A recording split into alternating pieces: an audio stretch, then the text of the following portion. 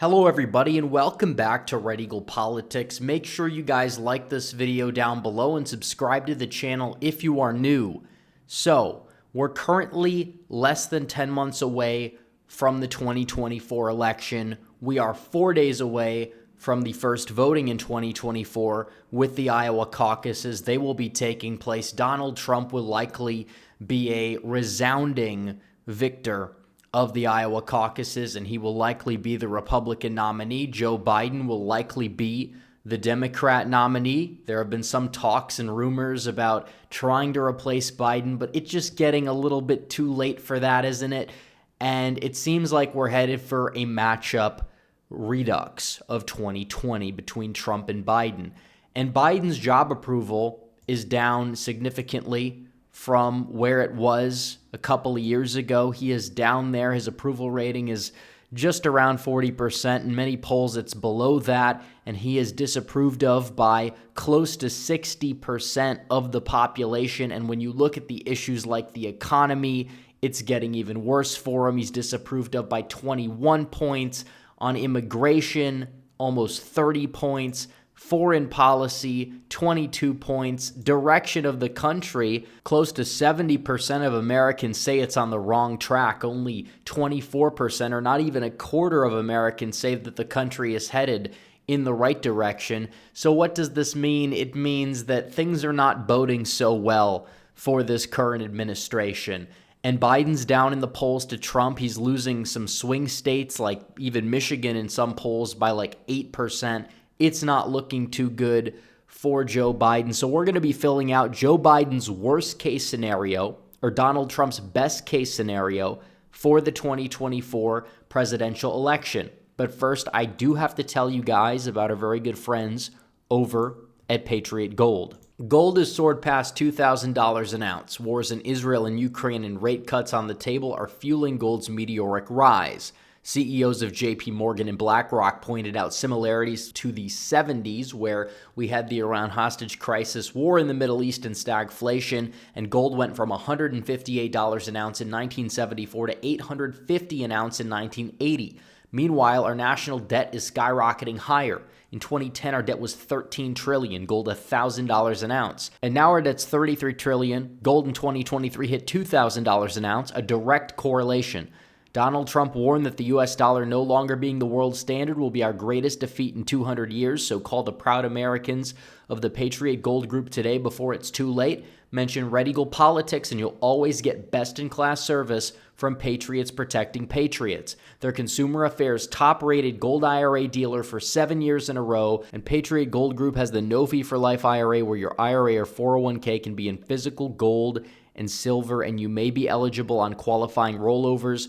Call 888-857-8696 and get your free investor guide today, or visit the link in the description down below. So without further ado, we're going to fill out the election map. This is the best case scenario prediction for Donald Trump. Can he get that landslide? What would his absolute best case ceiling be? This would likely mean that the economy is not going to improve. It likely would get worse, at least for the majority of Americans. That would mean that the border crisis is not exactly going to be solved. That would mean Biden keeps faltering. Donald Trump keeps running a very good and competent campaign.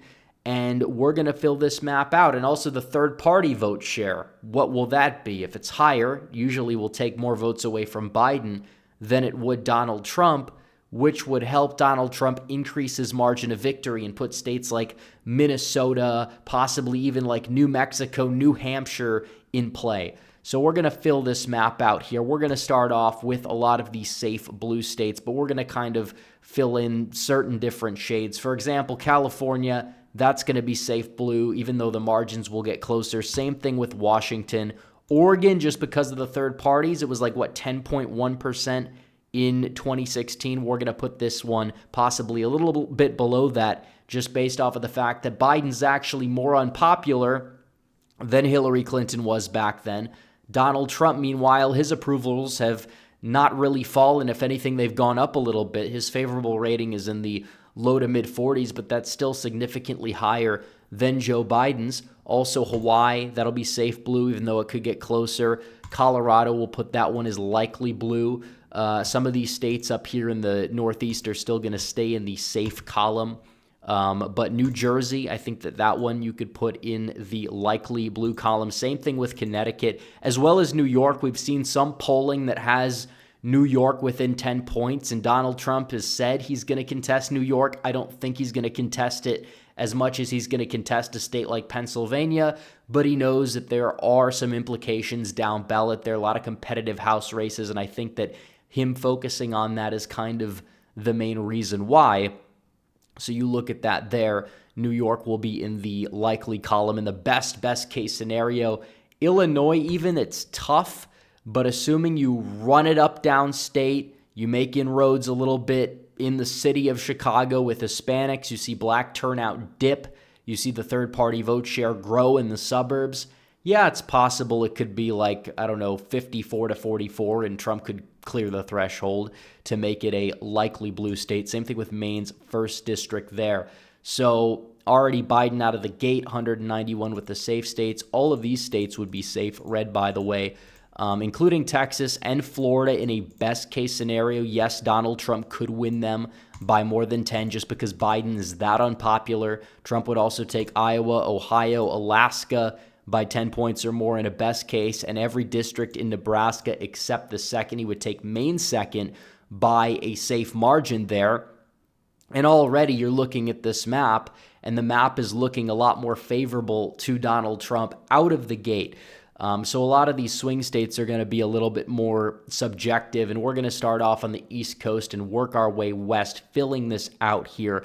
Maine at large, in a best case scenario, that means the third-party vote share is super high. That would definitely eat into Biden's margins in Maine. You're going to see 2016 all over again, with some of these states being a little bit close, where Trump could pick off Maine at large. He could pick off New Hampshire. Pennsylvania, will put that one in the lean Republican column. The whole Scranton Joe facade, it's out the window. Same thing with Michigan. How many polls have we seen out of the state of Michigan that have Donald Trump winning it by 5 points or more? This prediction, I'm not even giving him that, but it's like, is it possible? Even CNN has Michigan in the lean Republican column, at least for now. Yeah.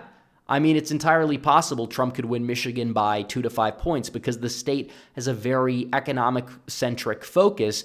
And Biden will talk about the fact that, the economy's improving, but the average American doesn't see it because it's a K-shaped recovery.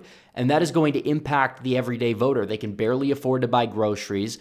You can't buy a home because the interest rates are just out of control. That's something that Donald Trump would need to hammer home in order to maximize his electoral possibilities, because it's true. And yeah, gas is down for now, kind of. Will it stay that way? Not in this scenario, but even so, that's not the be-all and end-all of electoral politics. So up next, you have Virginia. Yeah, this one I think would still narrowly stay in the Biden column, just narrowly, mainly because of Northern Virginia. Could get closer, who knows, but still. North Carolina, I would put in the likely column in favor of Donald Trump. That means he's winning it by 5+. Plenty polls show that right now being the case. Will it be the case in the normal scenario? I have it as lean Republican, but in the best case scenario, it's entirely possible, especially as more black voters are not enthused with Biden. It doesn't mean they're going to turn out and vote for Trump necessarily. Some might, but it means that the rate of Biden's base staying home is significantly higher than it was, and a good portion of his base are considering third-party candidates. The left is kind of fractured right now. Biden's trying to go out there. He's trying to say, orange man bad, orange man bad. I'm sure he's going to try to run on the issue of abortion, but even then, Donald Trump kind of neutralizes that more so than other Republicans. I'm not saying it's a winning issue for Republicans at the moment, even for Trump, but because Trump is taking a more tactful approach to the issue, he's probably going to minimize electoral losses that he could possibly have because of the issue compared to other Republicans like DeSantis going out there touting these 6-week bans, which I agree with personally, but in terms of the electoral strategy, it's not exactly the best thing to do in this stage in the game. So Georgia, best case scenario, it would be likely. I mean, technically the math is there. You see the third-party vote share increase in the Atlanta area, black turnout dips.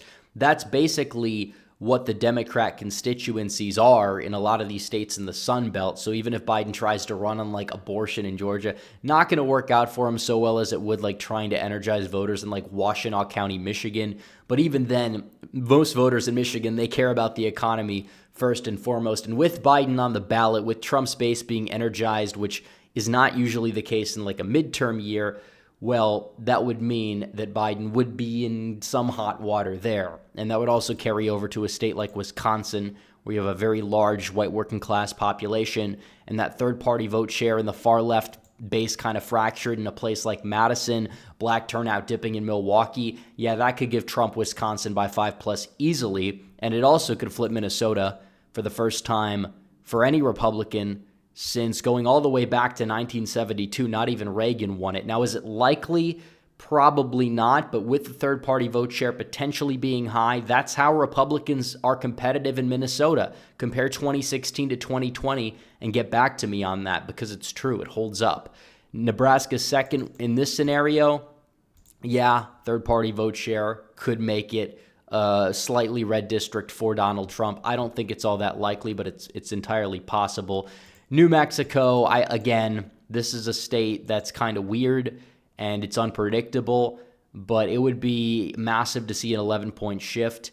I mean, technically, you could say Trump doing better with Hispanics would help him in the state if he's able to do that, but still you have a lot of, college-educated whites in the Albuquerque area. It's kind of like Diet Denver to a certain extent. Not sure he'd be able to overcome it entirely, but who knows? I've always said that if there was like a competent state party in New Mexico, Republicans would make it more competitive. But as of right now, we'll just keep it in the tilt to lean Democrat column. But Arizona, in the best case scenario, I'd put it as lean Republican. Trump has, some people will say, a low ceiling in the state, but he also does have a high floor. I'm not really going to pretend otherwise. And it's a very competitive state, but with those third parties, you have the Green Party on the ballot, a lot of those like McCain-style voters that don't like Biden. They have other options now, just like in 2016. And as a result, Donald Trump just getting like 49% of the vote in the state of Arizona would be enough not only to win, but it would be enough to win by more than 2 percentage points. Yeah, I could see it happen.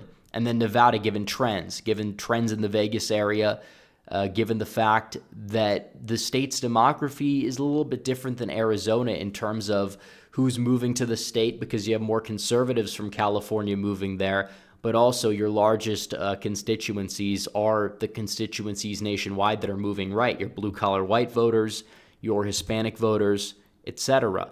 So what that means is that, yeah, I think Trump could win Nevada. Is kind of is like the new white whale for Republicans. They picked off the governorship there, some other statewide offices. But 2024, I think, is when, in a best-case scenario, yeah, Trump would win Nevada. I think he's going to win it regardless. But, yeah, he'd win it by more than 2 in a best case. So what this would do is it would give Donald Trump 329 electoral votes, Joe Biden 209, but you also have to watch the margins in some of these states. Now, technically, you could say, well, that's not much more than your current prediction, because the only states you have different are like Minnesota, New Hampshire, Maine at large, Nebraska 2nd District, technically, but it's like the margins in New York, the margins in Wisconsin even. Like, you talk about the down-ballot effects of this, they would cripple Democrats for cycles to come, and that'd be a very good thing. And he'd also have, probably in this case, a sizable majority in the United States Senate where he could get things done, which he was not able to do during his first term, partially because there were a lot of rhinos in the House and Senate. But now if you have a majority that size without a lot of these rhinos, that means Trump's going to be able to get a lot more done in his second term than he got done in his first term. So anyways, guys, this is the best case scenario. Like this video down below, comment down below, subscribe to the channel, hit the bell for notifications so you never miss another video. Follow me on social media. The links are all in the description down below, and I will see you guys in the next one. Red Eagle, out.